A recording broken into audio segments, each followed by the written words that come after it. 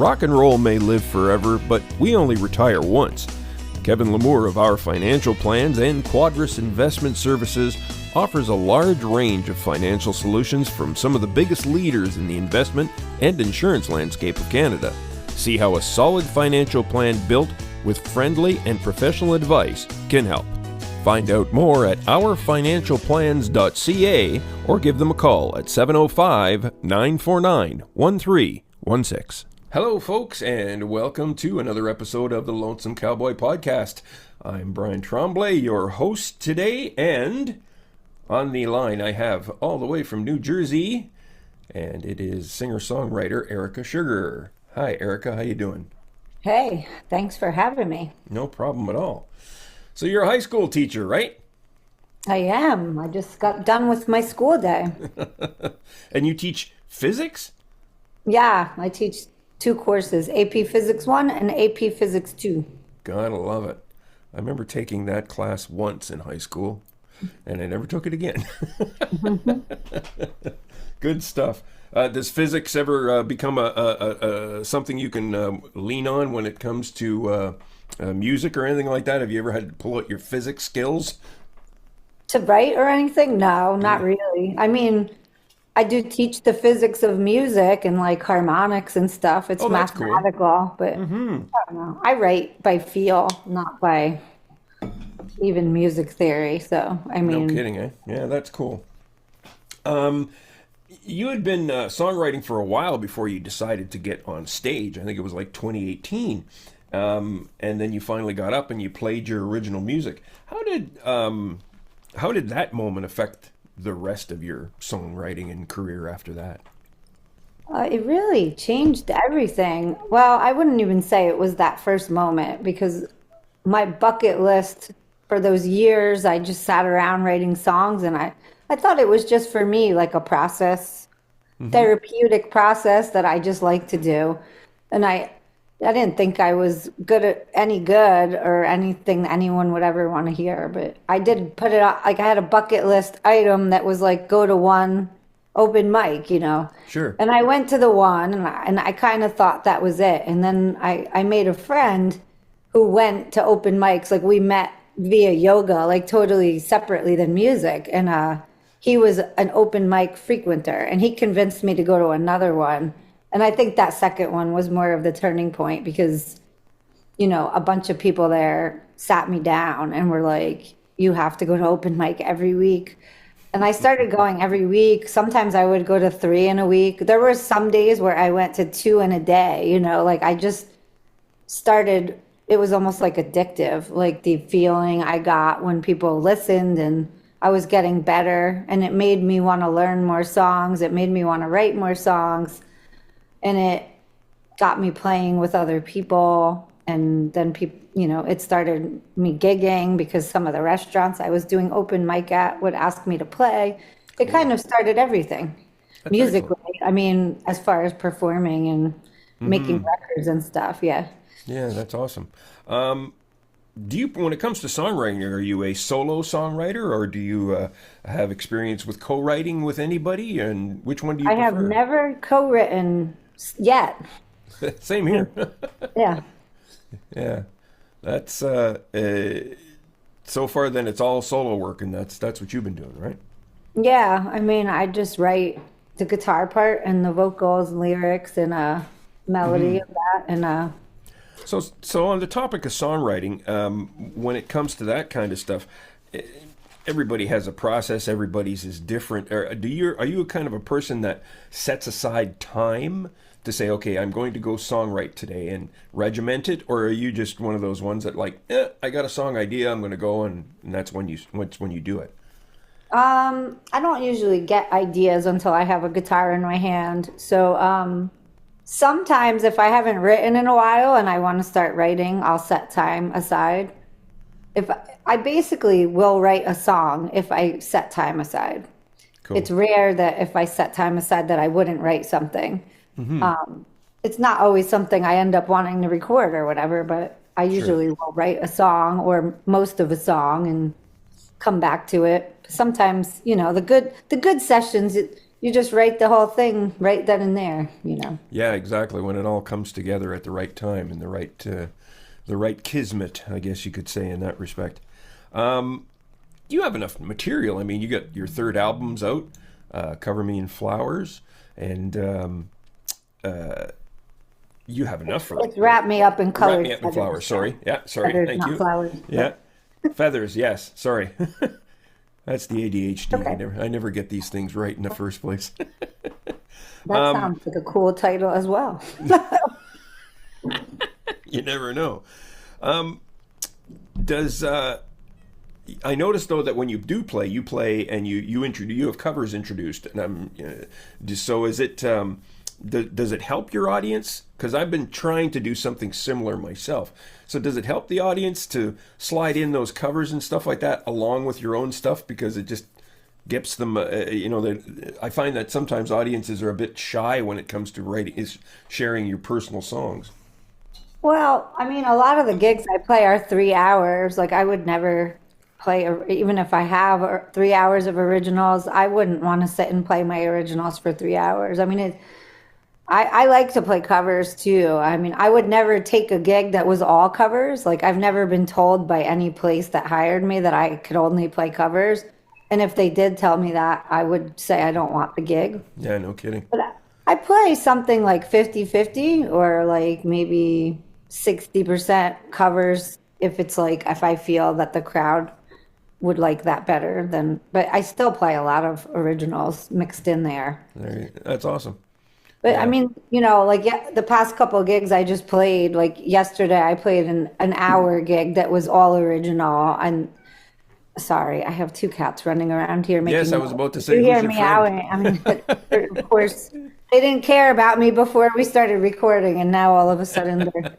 meowing and everything. But yeah, I mean, I'll get like original gigs here and there, or gigs that pay where they say play your originals if you want, and that's cool. But like, I played a 2 hour gig on Thursday where I could have played whatever I wanted, but I mean, I put some covers in there too. I think it's just hard for people who have never heard your music before to sit and listen for multiple hours to songs that they don't know. And I find that if I put a cover here and there in those kind of gigs, that those people get drawn in. But a lot of people who come to my longer gigs say they like when I play my originals better than when I play covers, Well, but that's nice to hear.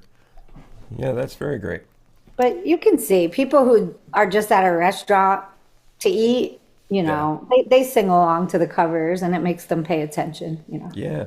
See, now your latest album, you got some pretty top-notch players on there, which was pretty cool to see. Tell me how you came about finding this crew and in studio and all. So I made the record at Pine Box Studios with someone named Damian Calcane. And Damian's been around for years and years in this area. He's a keys player, but also a really highly skilled recording engineer and mixing engineer. Like, he has a really great studio and he knows what he's doing.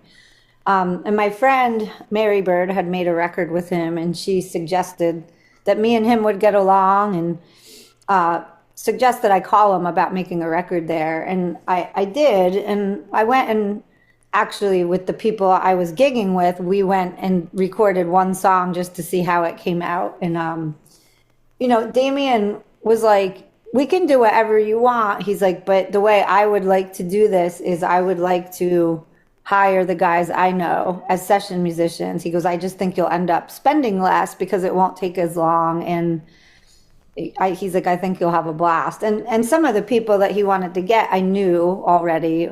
A couple, I knew Joe Cerati already, and I knew Caleb, the drummer, already. Right. But everyone else on the record, I was basically introduced to by Damien, and he introduced me to some really cool people like that I would have met if he wasn't helping me produce. Yeah. So I owe that to him, not myself. Yeah. That's awesome. I saw in parentheses after one of the names Graham Nash, so I went, "Oh boy, he's played with somebody, hasn't he?" Yeah, he tours with Graham Nash. I didn't even meet him in person. He just did some stuff on my album when I wasn't there. But yeah, they were pretty amazing people involved, which I was grateful for. Yeah, exactly. Um, let's hear your thoughts on streaming, and do you have any thoughts on what do you think needs to happen, in your opinion, that makes it better for us at this point in time? I don't even know. I was just looking at that. I just was like looking at DistroKid, and like since, I have 3 albums on there, and some songs are still less than 1,000 listens, but there's some songs I have that are like at 8,000 or 6,000 or whatever. And it's like the total amount of money that I've ever made from streaming is like in the low hundreds. Like it's crazy. It's like nothing. It's just really like nothing. But I don't know. I have a day job, so Yeah, I I don't get it. I don't get too angry about it. I'm just like it just is what it is, and I'm not doing it to make money streaming. If I was, yeah, I Yeah. would have quit already. Yeah. It's Well, that's about it. I think that's the big thing is that yeah. we're no longer putting out music to make money. We're putting out music to bring people to our shows. You know, Well, do you know the song by, I don't know if you're familiar with Gillian Welch. I've started to explore her catalog. She Yes. has a song called "Everything Is Free Now" that is literally about how someone fixed. Oh, sorry about this kid. How someone figured it out that we're going to make music even if it doesn't pay, and that they're making money off of it. It's Yeah. the lyrics actually say that. So, Yeah.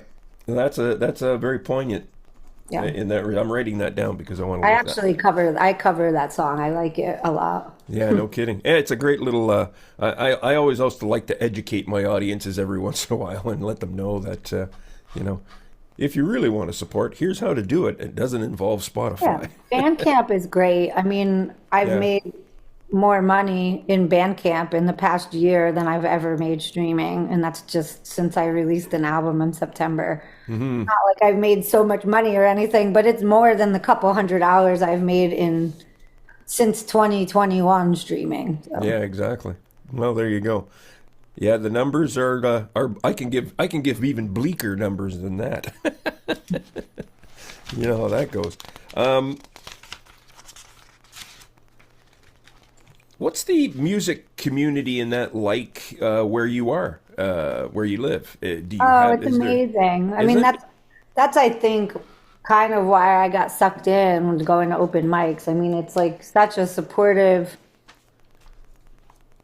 just magical group of people. Like there's so many talented people, and everyone I've met is so generous and supportive and helpful. Like I've literally met no jerks through it. And I mean, that seems to be everywhere I go. Like, I'll start traveling and go over the years. I've met musicians that are like an hour away in every direction, maybe even further. And Uh-huh. I found that to be the case with almost everyone I've come into contact with. It's just like a beautiful community. That's good. That's excellent. Well, I mean, you have there's a few notables that have in the music business that have come from the area. You know, um, so I can I would be surprised if there wasn't any kind of that kind of a community there. And yeah, I'm jealous, and I think a lot of people are too because I come from a community where there is no music community. You That's know. it. I can't even imagine that. And I'm interested because I'm going to move to Brooklyn in Oh wow. 2027. And I mean, it's not that far from here. I can still gig here on weekends if I want. It's not that far, but Hmm. I'm wondering how it's going to be in the city. Yeah, exactly. Is when it comes to touring and performing, do you get out of your area very much, or I usually go about an hour in any direction. yeah, I mean, I played in Easton, Pennsylvania yesterday, which is exactly an hour away. yeah? It's you're very fortunate for a lot of musicians who have, and I have friends in the Ottawa area, in the Ottawa Valley area, and they're the same way. They can They could do a tour by just an hour to 2 hours from all Yeah. the communities around. And I wouldn't call it a tour. I'm more like a weekend gigger. I actually have a few jobs. I'm a yoga teacher as well. I mean, I Cool. keep myself busy. Yeah. So, I've been gigging 2 or 3 times a weekend the past couple weeks, but I don't really do that all year. I mean, in the summer I gig a lot because I'm off from school. Yeah, But exactly. I mean, I think of it, it's like supplemental income, and a couple hundred hours here, a couple hundred hours there doesn't hurt. Yeah, But exactly. I I just get it. I like doing it. I mean, I've started asking for more money and not doing stuff that pays really poorly just because I get tired. I mean, it's a lot of work and a Yeah, and lot of equipment and whatever. I mean, I used to just say yes to everything when I started gigging, but I've gotten more picky over time and I ask for more money. And yeah. some people will give it and some people won't. Yeah, it's when you go through what you go through, and then at the end of the night, when they hand you what they hand you, sometimes things have to change. That's definitely an education. Yeah, I mean, that just happened to me a couple of weeks ago. Like, I was like, I can't believe it. I was going, this is all that we get here? I'm like, I thought it was more than this. And they're like, no, that's what you always get. And I'm like, well, maybe it's not enough anymore. I don't know. I don't, Yeah, I get paid what I was playing for in the '90s here, so yeah, it's all the same. What's coming up next for you, Erica? Anything big on the books? well, the move to Brooklyn will be a big deal. I mean, Ah, yes. I'm gonna retire from teaching in New Jersey next year because it'll be my 25th year, and I can get my basically free health care and a pension. And I'm gonna move to Brooklyn and teach high school there for a Good. while I'm collecting a pension. And yeah, that's gonna be a big deal because it's gonna be like starting from scratch in the scene there. I don't really know anybody in the music scene there. Some of my friends here gig in Brooklyn once in a while, but I'm gonna have to like go out and go to open mics and meet people and see what's going on and walk into places and see if they'll hire me. Yeah, right. It'll be That's kind of exciting. it could be a daunting task going from a community that you're very familiar with in regards to the music community to where the heck am I going to go over there? That kind of Yeah, I stuff. mean, I think it's going to be open mics for a little bit. Just this, I know some of the places where I should go. Like I know the scene enough because I've gone to see shows enough times and Sure. gone to see my friends play. Like I know where I want to hang and where I want to get involved in the scene, and I just will, and I'll see what happens. Yeah. Hopefully, there's so much music in Brooklyn, especially America. I'm sorry, this cat is really making a lot of noise on your podcast. Oh, that's not a problem Kitten. whatsoever. I have big forgiveness for cats. It's like she just wants to be near me. Um, so yeah, I don't. There's a really huge Americana music scene in Brooklyn. I mean, like it's good. So Yeah. hopefully I can play a little bit there. I mean, I don't know if I'll get as many gigs as I'm getting in North Jersey, but Yeah. I mean, Have, from what I hear, it actually pays better over here than it does in the city. So I'm gonna keep taking gigs in New Jersey a couple weekends a month, yeah. and Well, that's very cool.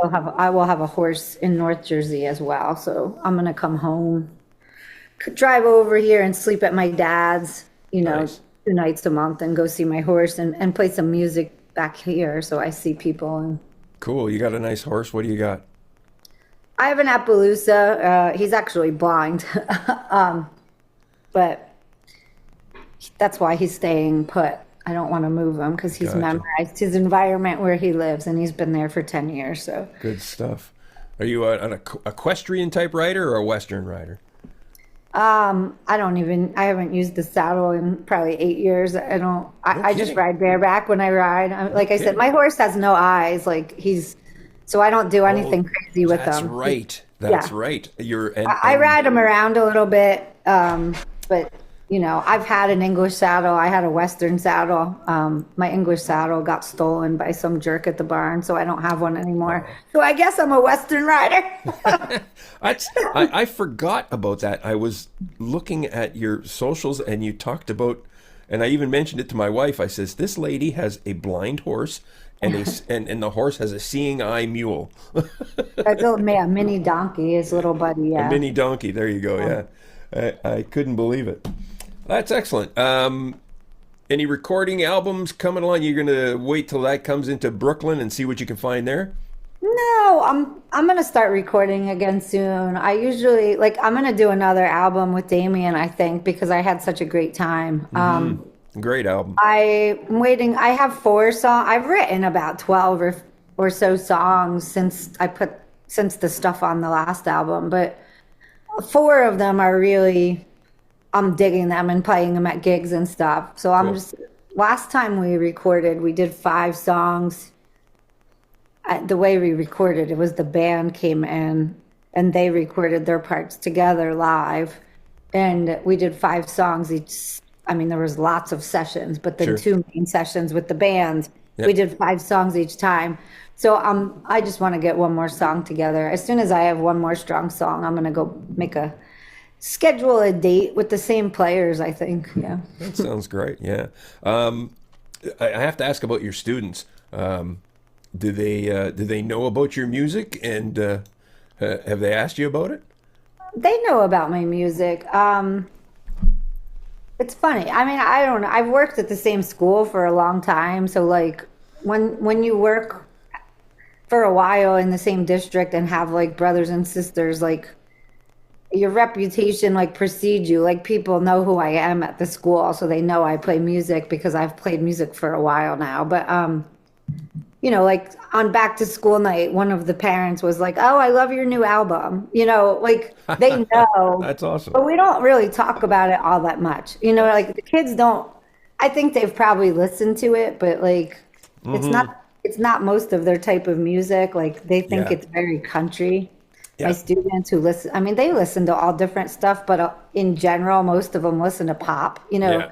Yeah. So, like, to them, it sounds very country. Like, they think I'm a country musician, which is fine. You know, it's all country-ish, but it's not country music, you know? But, I mean, whatever. They don't, they all know about it. I'll talk about it once in a while, like in That's passing, cool. you know? Yeah. But my students who play instruments tend to ask me more questions about, like, what I play and like stuff like that. Like I have a lot of students who play instruments in band and stuff, you know. That's cool. That's very We'll have cool. like private side conversations about it. I interviewed a musician here in Canada. He's in this province in Ontario, and he's played with some notable Canadian bands. You know, metal kind of heavy rock bands kind of thing. And Sean is also a middle school teacher in a Catholic school system. And I asked him about his students, and he says, "Well, it's not my students so much." He says it's their parents.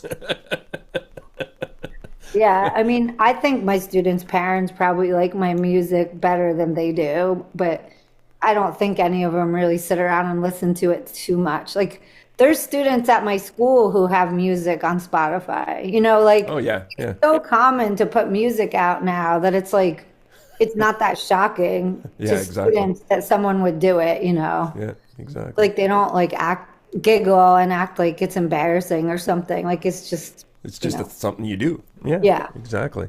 Which is cool because I think all the fear that held me back all those years, and not that it was about my students so much, but you know, Yeah, that just exactly. people would think I was making a fool of myself or something. Like Yeah, exactly.